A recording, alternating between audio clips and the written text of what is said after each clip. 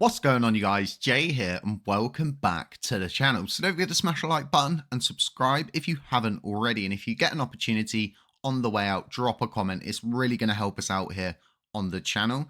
So I hope wherever you are, you're enjoying your weekends, you're getting some quality time as we're going into 2025. I've no doubt a lot of you are back at work like myself now, and it's not easy getting back into the swing of things. So I've got some bullish news for you. I want to go over some price chart analysis. I want to show you a few different indicators that I'm looking at. And what I want to help you guys better understand is this pattern. It's not just very recent indications we're getting. This is something that's been playing out over a considerable amount of time, and it's looking very good. The market's looking very good, and we are at the peak of the market at the moment. We were moving very early on when this uptrend began. Whereas historically, previously, we've always really struggled to lead the pack, let's say. Well, we're doing good and things are looking great. There's a lot of things that have happened. There's a lot of ins and outs. And although a lot of people do see all of the negatives, there are a lot of positives out there. Something that I don't like at the moment is anyone that starts to talk about the negatives of LUNC is instantly demonized. They are demonized and then they are attacked, and then it leads to more personal attacks, sometimes even death threats, just for speaking about the negative stuff. That's not the mindset we want to have. We want to be able to speak about the negatives and the positives and be able to dissect and differentiate between the two. Moving forward, let's go and let's look at the price chart because we need to get you up to speed. Now, previously, I was explaining there is some kind of larger cup and handle playing out, but it's this channel we're in. This is a very, very important area we all need to pay attention to, and it's this channel we're creating. Like I mentioned, last time we created a channel like this, it didn't last long. We came down with the market and it was really fast paced, whereas this one simply isn't fast paced. It's very slow, it's very strategic, and it's got actual momentum behind it. Things have happened. There's been big changes in our ecosystem, and we'll get onto some of these changes shortly. But what you all need to do is pay attention to this higher orange bubble. Now, this is sitting around the 20th of January, which is going to be Trump's inauguration date. There's a lot of bullish catalysts that are going to come after that. Don't get me wrong, but we are probably going to see some kind of buy the rumor, sell the news. There are day traders out there, and a lot of these guys help move the market up. They help move the market down. It allows for people to make gains and then for new people to make entries. And those who made gains likely re-enter at a lower phase. Now, with all of this being said, right, the likelihood is we're seeing a larger cup and handle playing out. And we can see the cup here. We can see the pull down on the beginning of the handle. We can see the creation of another higher low, and we are now what I believe is going to punch up into this area, and we're going to set another newer all-time high. And my current thought is if we are able to actually play this pattern out, if this pattern is successful and we repeat this bullish pattern, we're going to become predictable. It's going to send a lot more positive signals out into the overall crypto ecosystem, and we ourselves might be able to attract some new whales, some day traders, and more people just coming in to maybe make a quick buck. And somehow you'll be able to retain a very small percent of that new user base. So with this being said, right now, what you're going to be thinking is, well, Jay, where could we possibly be going after this? And the ideal situation is we push back down and we bounce off of this trend line and we crawl our way upwards, slow and steady again, repeating a similar pattern to the one that's already played out.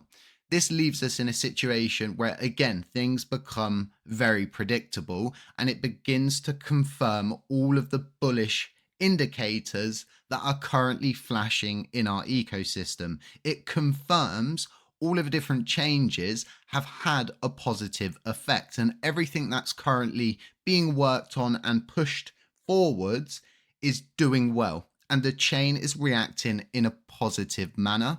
So the key takeaways from this are definitely going to be trading on our way to the 20th. That's going to be the key area. This whole area here on the push out of the handle is where you're going to want to pay the most attention to. Bitcoin is going to be your key indicator. If Bitcoin decides, hey, no, this isn't happening, we're coming back down, we might see ourselves, okay, crawl in this channel for a little while longer before we make a push up. And this wouldn't be unheard of. This would be quite common to see in a cup and a handle pattern on the day chart. Again, this is something that has been forming for a considerable amount of time. We've bottomed out in this area down here. This is our lowest point. We haven't ever been any lower than this point. And since that has come in, things have changed. Things are turning around. Some of these changes have been quite small yet effective. What we're actually going to do is focus on some of the more substantial changes that we've made throughout 2024. Before we do that, I want to focus on something that we haven't changed, which is the burn tax. It hasn't been changed for some time now. And my understanding, like I said, you're never going to get this thing right. So the best thing we can do is just set a rate in stone. And the less it's changed, the better it's going to be for our ecosystem, for projects in our ecosystem, projects that want to build in our ecosystem, and really anyone that wants to get involved in the ecosystem. Nobody likes change. I hate change myself. I hate it when my keyboard has been shifted slightly to the left. It irritates me. So I can understand why a whale trader wouldn't want to come in if we're consistently just changing the goalposts all of the time, moving his keyboard to the left. He goes to use it on the left and now we're moving it to the right. It's irritating. So going forward, looking at some more of these substantial changes was definitely implementation of the simplified tax handling on chain. This was in itself a back and forth, many different teams. We saw Genuine Labs attempt to do it. They were then controlled by a third party. They obviously got fed up. They left in the end. So they never solved the tax situation. And eventually, myself and Strafe, we came up with the idea for simplified tax handling. I called it the Goldilocks tax.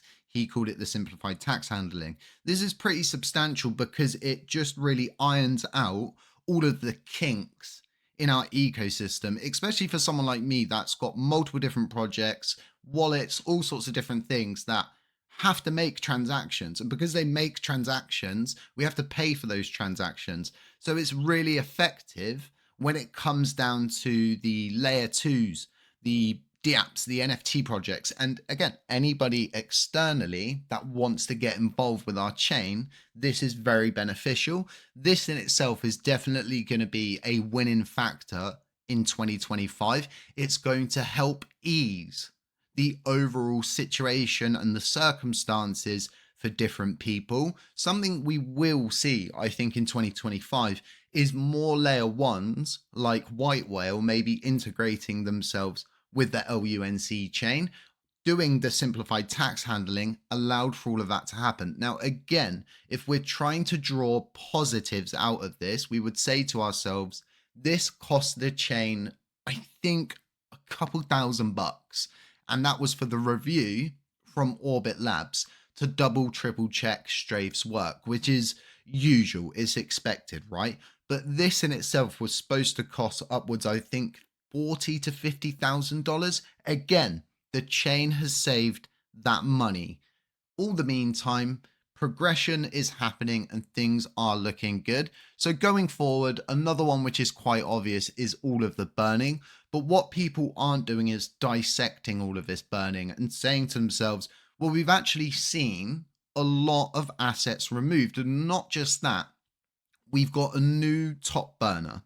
Although they're not going to stay there forever, it's something for us to be excited about. It's something for us to go tell our friends, our family about. And we explain to them, look at how much money they burn. And you explain to your family, it's like taking $1 million and going into the back garden, throwing it on the barbecue. You know, it all becomes word of mouth. And the more positive you are, the more likely you are to enlighten someone on the LUNC blockchain.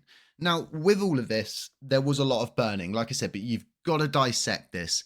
As an ecosystem, I went in and I'd done all of the work. I went through all of the court documents and I found out that effectively we could just go in and burn the Anchor and Mira protocol assets that were remaining. It was a significant amount. We went in and we burnt those. That was a substantial amount of coins removed from the system. Then we saw TFL also remove all of the Shuttlebridge assets, leading to them being the #1 burner. This left us in a situation where we saw all of these assets go. It was a substantial amount. TFL have ejected, and they have 100% committed to what they said they would. They didn't backdoor us. They didn't shaft us. They didn't do us dirty. Chris actually did what he said he was going to do. And now all that remains, of course, is those LFG assets, but we will be able to get at those in the future. I think that's one of the bullish scenarios that could really come out of Do Kwon getting some kind of plea deal, right? Because he could effectively say to them, well, I'll cough up this information if you correct the 1.83 billion USTC that remains that I wanted you guys to burn originally. We know this is actually the case because Chris Armani told us this. Okay, and I'll be working on a video. I'll get you guys up to date on that, but I want to keep this video moving. Now, with all of this burning, right, a lot of people think, oh, well, why hasn't the price gone up straight away? It doesn't work like that. When Vitalik burnt 50% of the Shiba Inu supply, nothing happened. For like a whole year, nothing happened. It just went sideways. Nothing happened for a year. A year later, it goes crazy by like 1,200%. So we just don't know what's on the horizon. But when we begin to take all of these little indicators, like all of the burning, like the new #1 burner being TFL, like Binance consistently continuing to burn, right? We start to see why we're forming a trend line. We start to see why the chart is looking so good. We start to see why we're able to move with the market and lead the pack, so to speak, and set these newer highs and these newer lows. These are all of the different bullish things that I begin to take in. On top of that, right, you've got upcoming stuff. You've got the removal of all of the forked modules on chain. For you guys, that's gobbledygook. Some of you may understand it, some of you might not understand it, and some of you may have watched a video on the channel. But the situation surrounding this is literally only bullish. It's only positive, and it can only better align our ecosystem, not only with the broader cosmos, right, but Ethereum, because of the EVM layer. There's so many different ways the chain can branch out. Again, we need to improve the overall experience, not just on the technical side, but on the user side. You guys are so important. The developers pool is a very, very, very, very minute percent of the overall ecosystem. It's you guys that make the chain what it is. We can make videos, we can develop protocols, projects, games, dApps, tools, wallets. Without you guys, nothing matters. And it's that simple. So another thing I just want to throw in at the end, it's very me, I get it, but LUNCDash was a huge step for this blockchain. I think $120,000, maybe $70,000 in maintenance costs before those payments eventually stopped. We helped get rid of those. We helped the community see that they didn't actually need to pay for something that they did not own and they didn't need to pay to maintain it. All of this has come for free, and we've built this up over the course of 3 years. It's been a long journey, but again, these are more bullish indicators we can pile on top. People coming to our blockchain now see all of the professional tools. They go to the mobile app stores and they find the LUNCDash mobile app. They see that there is a wallet that correlates with the blockchain they want to get involved in, and there's so much power in that. And again, there's so many more bullish things on the horizon that's going to be rolling in as 2025 goes by. Everything that we've done with LUNCDash has been to bring forward Project Remedy. In order to bring something like Project Remedy to the forefront of this ecosystem, we need to have stability, and that stability comes in the form of tools. It's very important. But guys, stay positive, Have a lovely weekend. Longer video than normal. It's going to be the only one this weekend, and I'll just keep you guys up to date. Stay safe, stay humble, subscribe if you can, and I'll catch you in the next one. Ciao.